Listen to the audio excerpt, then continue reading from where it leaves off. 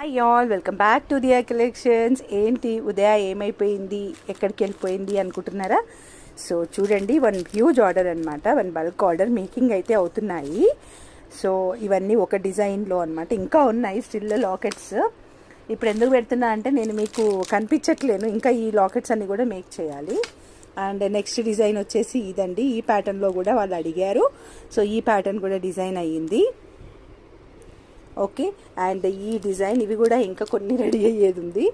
So మొత్తం design వైజ్గా ఇలా మేక్ చేసి పెడుతున్నాం అనమాట. Okay, so ఇలాగున్నాయి. సో ఇవన్నీ కూడా ఒక బల్క్ ఆర్డర్ అనమాట, ఇంకా ఉన్నాయి స్టిల్ మేకింగ్కి.